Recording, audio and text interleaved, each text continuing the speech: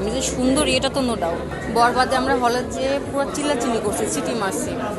আমি মাহিয়াপুর অনেক ভক্ত। আমি মডেলিংয়ের জন্য 3টা গ্রুমিং স্কুলে গ্রুমিং করছি, আমি থিয়েটার করছি, দেন টুকটুক করে করে কাজ করব। আমি যখন কাজ শুরু করছি তখন আমি মুভিতে কাজ করব বলেই কাজ করছি। এখন সিনেমাতে কাজ করতে হলে আপনারা কী হবে, সুন্দর মানে আমি যে সুন্দরী এটা তো নো ডাউট। সুন্দরী দিয়ে তো শুধু মুভি করা যাবে না, অ্যাক্টিং শিখতে হবে, সুন্দর করে কথা বলতে হবে। আমার মনে হয় এটা আমি এখনও ঠিকঠাক না। আসলে কি, আমাদের জয় হাসান আপু তো অনেক সুন্দর, কিন্তু কথা দেখছেন, ভয়েস দেখছেন। আমি মাহিয়াপুর অনেক ভক্ত।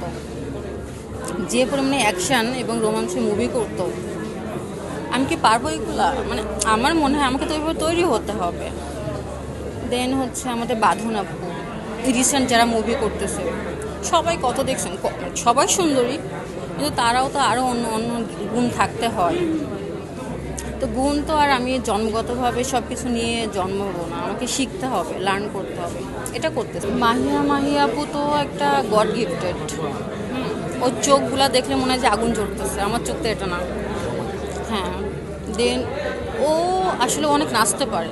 আমি নাচতে একদমই পারি না, আমি বাথরুম ড্যান্সার। আমি মনে করি যে আমার যেগুলো থাকা দরকার তার মধ্যে আমি অভিনয় এখনও প্রপারভাবে পারি না এবং সুন্দর করে কথা বলতে পারি না। এই দুইটা আমার দরকার, আমি জানি না আর কার কী দরকার। আসলে আমার ফ্যামিলিতে কেউ মিডিয়া পার্সন না, তো আমার ফ্যামিলি থেকে কেউ আমাকে মানে সাপোর্ট করে না, আমার আম্মু ছাড়া। তো এই তো আস্তে আস্তে কাজ করতে করতে সবাই দেখতেছি যে না, আমি ভালো কিছু করতেছি, আমি ভালো কিছু করতেছি, এই জন্য এখন সবাই ঠিকঠাক। আমি বরবাদ দেখার পর মানে সত্যি কথা বলতে আর কোনো মুভি আমার ওরকম মজা লাগে না। বরবাদে আমরা হলে যে পুরো চিল্লাচিল্লি করছি, সিটি মারছি, তো এরকম হয় নাই, ভালো লাগে, এই জন্য দেখতে যাই, এটা নিয়ে আর কিছু বলবো না।